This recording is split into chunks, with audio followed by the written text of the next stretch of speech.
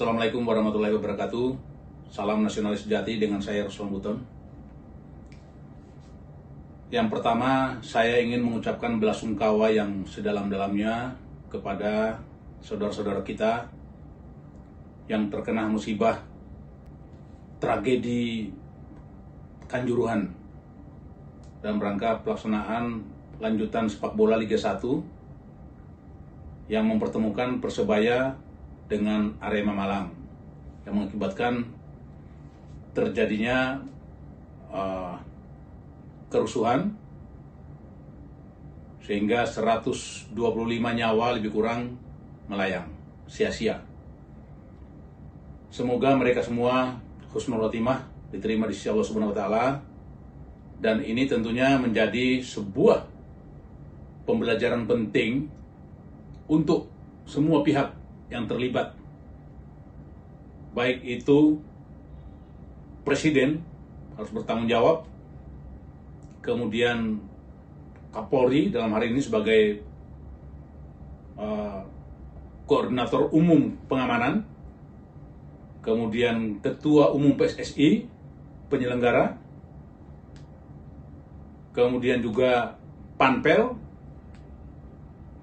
Ini semua harus bertanggung jawab dan kita harus mencari solusi terbaiknya kenapa ini bisa terjadi, dan ini harus diusut tuntas. Dan saya sangat berharap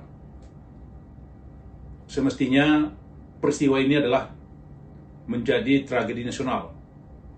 Kenapa saya katakan demikian? Sepanjang sejarah di Republik ini baru terjadi peristiwa begitu tragis yang menghilangkan nyawa ratusan orang. Dan ini juga termasuk peristiwa ketiga terbesar di dunia. Peristiwa di stadion dalam rangka pertandingan sepak bola. Kalau bisa saya katakan, ini adalah tragedi nasional. Ini adalah tragedi nasional. Maka semestinya pemerintah bertanggung jawab penuh. Kita semua tahu bahwa di kompetisi Republik Indonesia ini, di kompetisi sepak bola di Liga Indonesia ini, banyak klub yang punya pendukung fanatik. Banyak klub yang punya fans yang begitu fanatik. Arema dan Persebaya adalah musuh bebuyutan, rival. Kemudian ada Persib Bandung dan Persija, itu juga sama. Dan ini berpotensi menimbulkan kerusuhan ketika dua kesebelasan ini bertemu. Maka sebaiknya, seharusnya langkah antisipasi itu perlu dilakukan dengan berbagai metode yang pernah menjadi pembelajaran dari sebelum-sebelumnya. Begitu terjadi kerusuhan, begitu terjadi persoalan-persoalan, maka itu dianalisa, dievaluasi, dan diperbaiki. Nah, kemudian muncul persoalan dari pihak kepolisian memberikan saran, bersurat kepada penyelenggara untuk dialihkan ke sore hari. Ya, mungkin mereka mempertimbangkan bahwa bila dilakukan malam hari sangat berisiko. Ternyata pihak penyelenggara pun memaksakan harus menyelenggarakan malam hari atau mengabaikan apa yang diinginkan oleh aparat kepolisian. Jadi semua ada imbas. Tidak bisa kita hanya menyalahkan satu sisi atau satu pihak. Tetapi kembali lagi, semua adalah harus bertanggung jawab. Kembali, yang mulai paling tertinggi adalah Presiden, kemudian Ketua PSSI, Menpora, penyelenggara, pihak keamanan sendiri, semua bertanggung jawab. Nah, saya perlu garis bawahi bahwa di dalam pelaksanaan pertandingan, saya lupa lagi di menit keberapa itu, pemicu pertandingan yang luput dari pantauan kita adalah salah satunya. Ini perlu diingat. Dan saya memberikan informasi ini supaya menjadi pembelajaran kepada seluruh pemain sepak bola profesional. ketika ada sikap-sikap yang tidak profesional pemain. Contoh, kemarin di menit keberapa saya tidak ingat, tapi di akhir-akhir pertandingan ada pemain Persebaya yang ya hanya kena benturan sedikit menjatuhkan diri. Sementara mereka dalam posisi yang menang di kandang lawan. Nah, ini berpotensi memicu kemarahan. Ini harus diingat. Ini salah satu potensi yang memicu kemarahan daripada pendukung tuan rumah. Gitu. Kenapa harus melakukan hal yang seperti itu? Toh, orang yang berkelahi sampai bengkak-bengkak pun tidak memaksakan diri untuk jatuh. Ini hanya disentuh, hanya mencari perhatian wasit untuk memberikan kartu dan mengulur-ulur waktu. Kampungan, menurut saya. Dan ini sebenarnya menjadi bahan evaluasi. Orang yang seperti begini semestinya diberikan hukuman berat. Kalau perlu dicabut keanggotaannya dari PSSI, tidak boleh bermain lagi, supaya dia tidak aneh-aneh seperti itu. Main yang enak ditonton gitu, yang enak ditonton, profesional. Jangan buang-buang waktu, ngulur-ngulur waktu dengan cara yang tidak pantas seperti itu. Tidak enak ditonton itu, tidak bagus. Ini salah satu pemicu. Makanya kenapa, kalau analisa saya, kenapa supporter Malang begitu marah kekalahan mereka? Salah satunya penyebabnya adalah itu. Kemudian yang berikut, saya perlu ingatkan juga, kenapa kepolisian harus membawa gas air mata ke dalam stadion.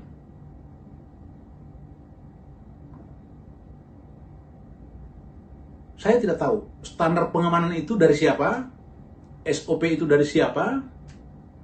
Tapi yang saya tahu, dalam setiap melaksanakan kegiatan apapun, pengamanan dan lain sebagainya, pasti ada paparan.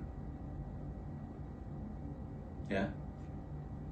Kapolres yang bertanggung jawab, dia memaparkan kepada Kapolda bahwa kami akan melaksanakan pengamanan bola hari ini dengan kekuatan sekian, perlengkapan pengamanannya apa, itu dipaparkan. Nah, kalau itu betul dijalankan, maka yang paling bertanggung jawab ya Kapolda dengan Kapolri, karena Kapolda pun melaporkan kepada Kapolri. Kan begitu. Beberapa tahapan di atasnya harus tahu. Karena ini skala nasional. Kenapa harus ada gas air mata? Dan kemudian satu hal yang menonjol, ketidakprofesional pengamanan. Kenapa dalam posisi penonton atau pendukung kesebelasan Arema di dalam stadion tertutup dan gas air mata ditembakkan, membabi buta, sehingga terjadilah kemarahan. Yang orang bawa anak, yang orang bawa istri, istrinya kena dan lain sebagainya. Ya, emosi tinggi memuncak dan turun ke lapangan meluap. Ini perlu dievaluasi secara besar. Apakah ada indikasi untuk memusnahkan massal? Saya tidak tahu. Karena pintu-pintu semuanya tertutup. Ya. Tambah lagi, ini satu hal lagi yang menyorot perhatian. Keterlibatan pengamanan oleh pihak TNI. Saya berharap Panglima TNI selaku pimpinan tertinggi di institusi TNI, para kepala staf angkatan darat lebih jeli terhadap memberikan bantuan pengamanan terhadap kepolisian. Ya. Kasihan prajurit yang di lapangan yang tidak tahu menahu, dia melakukan apa yang harus dilakukan. Dia tidak tahu apa yang harus dilakukan. Taunya dia bertugas sebagai pengamanan. Padahal dia posisinya adalah diperbantukan. Dia melakukan tindakan agresif, melakukan tendangan kungfu kepada penonton yang tidak bersalah, yang tidak sedang melawan, yang tidak sedang membahayakan. Ini miris kita melihat.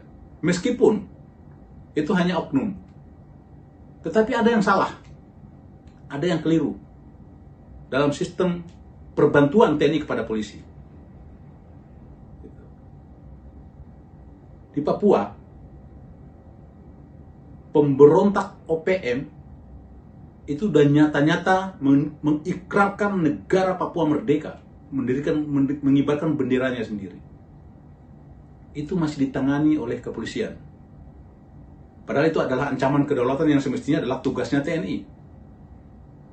TNI masih diperbantukan untuk kepada kepolisian. Di daerah damai, TNI kembali diperbantukan kepada pihak kepolisian. Apakah TNI hanya menjadi pembantu di sini? Yang harusnya tugasnya TNI diambil alih kepolisian. Yang harusnya tugasnya kepolisian, kenapa harus TNI yang ambil?